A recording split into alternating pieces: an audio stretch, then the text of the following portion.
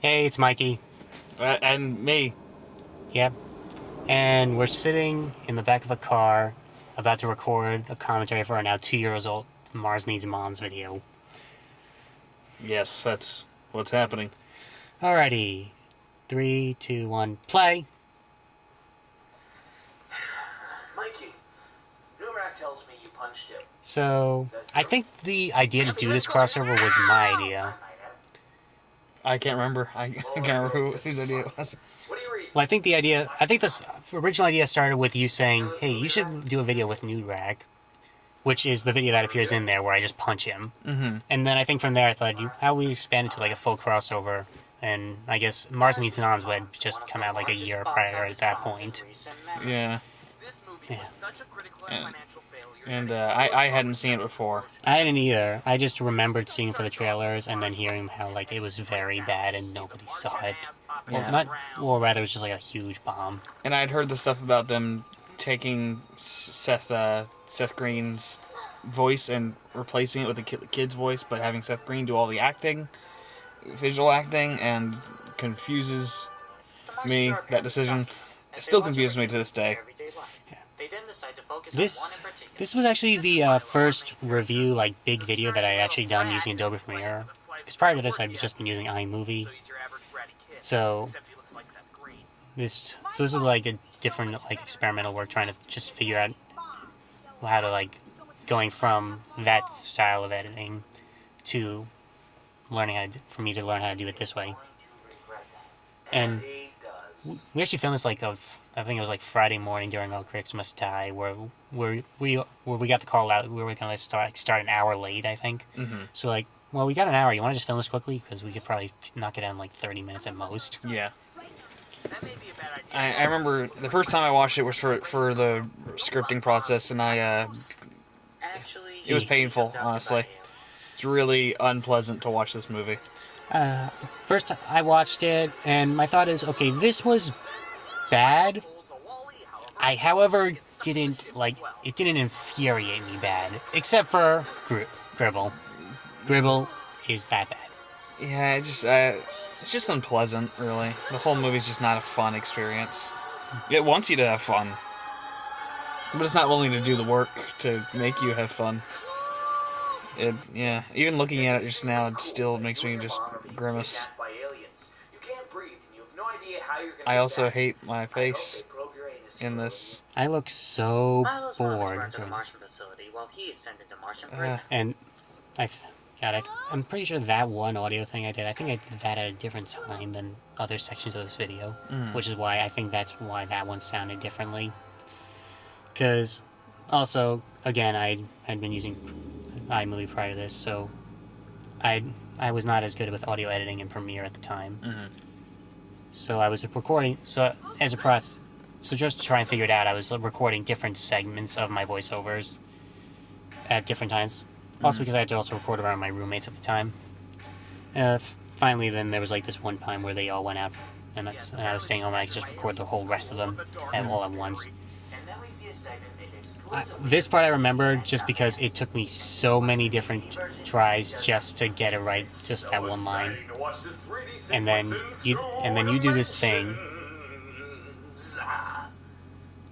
Ugh. There's one segment where you. There's this one segment I remember where you did it for like 30 seconds.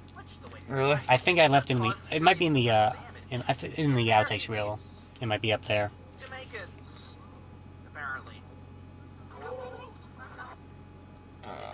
I think I had a joke in there that you were afraid of what people would think was racist. You mean no?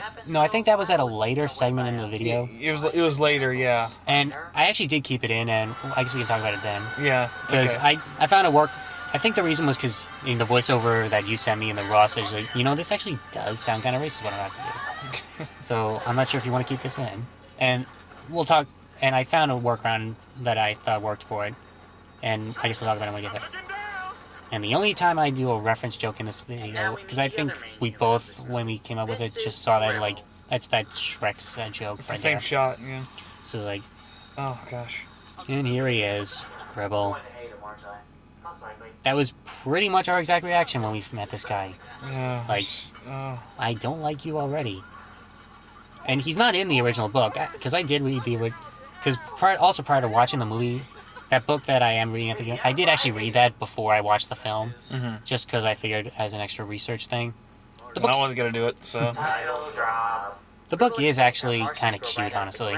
Which makes me wonder how there's male and female Martians. He also explains that Milo's mom... And of course, as it comes with short kids' books adaptations, this is bloated and makes little sense, and just... I think it did only take me like 5 minutes to read it, and then they turned it into a 90-minute feature. Yeah.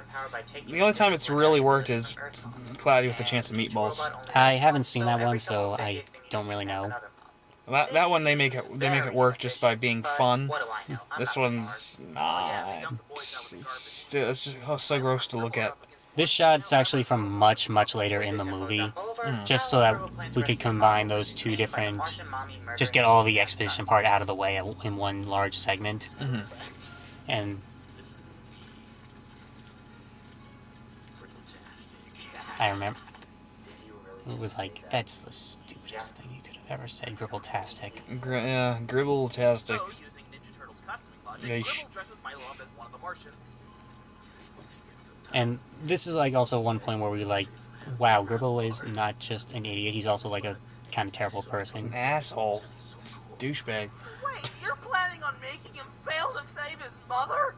Screw you, Gribble. You're a terrible person. Okay. Yeah, they just make everyone unpleasant in this movie. It's not...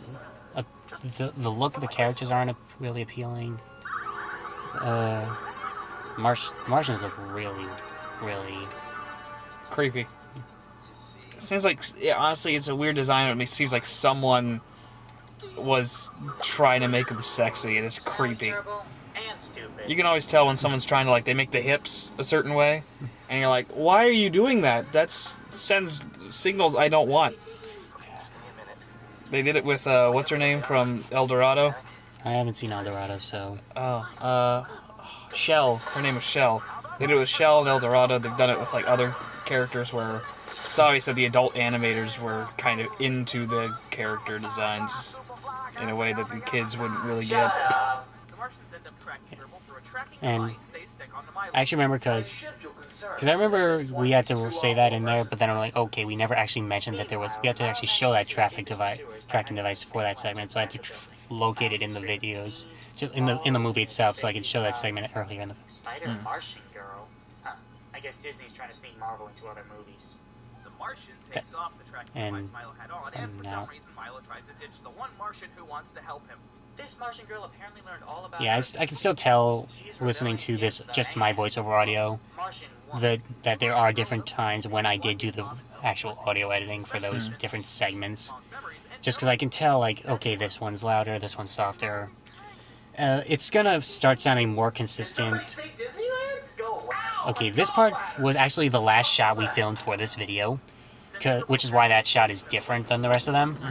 The reasoning for that, well, first of all, because we needed to wait till Tony was actually ready. So we filmed the rest of that video. Yeah. And we filmed it with us straight on. And then when we tried to do the shot with Tony... Tony's tall. Tony's taller than us. Yeah. So we had to so Marcus, I'm pretty sure it was Marcus who was behind the camera. Put him out of our misery. So we all had to set it up just so that so it's farther back and higher up so that you can see Tony in the shot for that one segment. Right. And Tony kept coming up with different things to say, like, ow, my spleen was one I remember. Yeah. Also in the outtakes reel, you can see most of his various things, and every single time he would do that, I would just keep cracking up because I wasn't ready for what he'd say. Yeah. There's one, I believe, that where he rose up in between the two chairs between us. Yeah, that was one. That was a good one as well.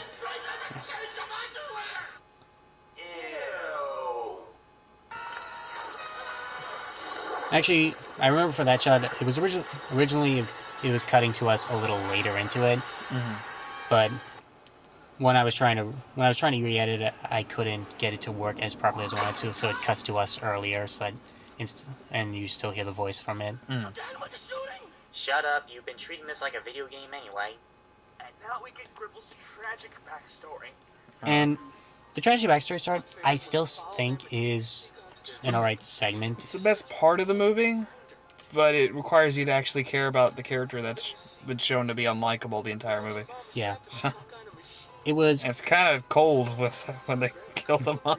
Yeah, and also, there was also the fact that I had to keep everything I could into this segment because we actually didn't have much voice commentary work on that one part. Mm-hmm. So I had to try and keep as coherent as I can so that you understand everything about Gribble. But you also have to keep this specific shot part, specifically because that Martian helmet thing is going to come back later into the movie. Yeah, in the silliest of ways. Okay, Milo and Gribble had to drop several stories into what is essentially the Martian sewage system. How did she get down there? Did she go down the same way? Don't answer that. They don't really explain why she's down there or how she knew they were going to be down there. Bad. So But it is meant to be good. she's just she's a weird character, and It's freaking me out just looking at it now. Just ugh. The uncanny valley is at maximum.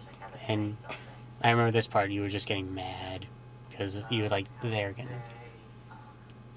So I'm pretty sure this was your joke. A little more reactionary view style compared to the first one we did in this video. Family culture similar to the one on Earth. Which raises the question as to why they changed the robots, since the family model seems far more productive. Our trio of crazies begin their escape.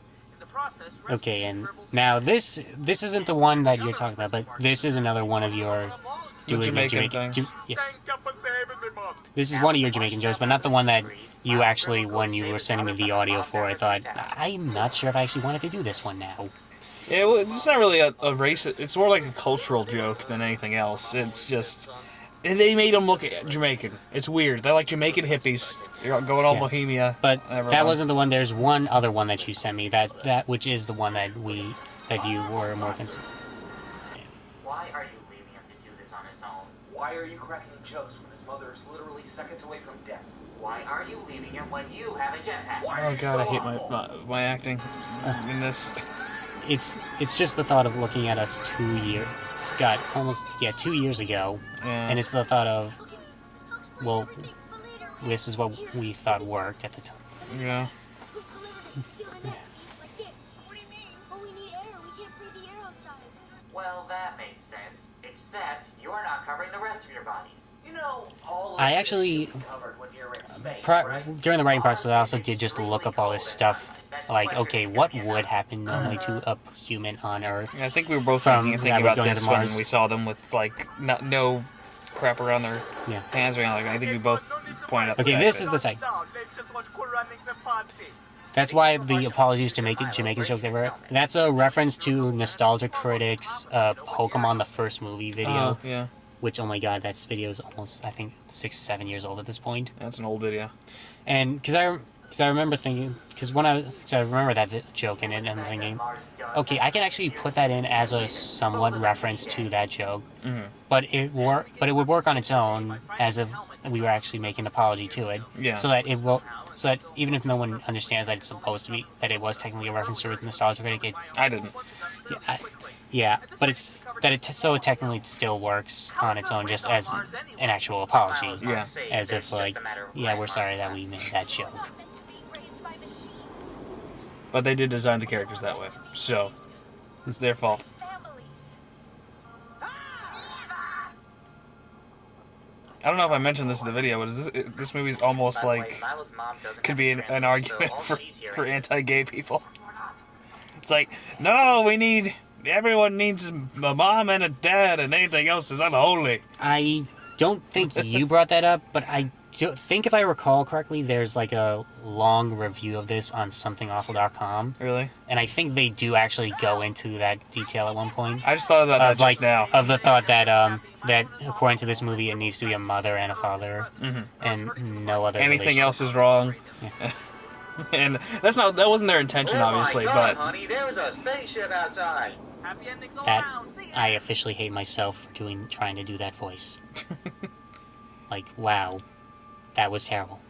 What was I thinking? But you're still going.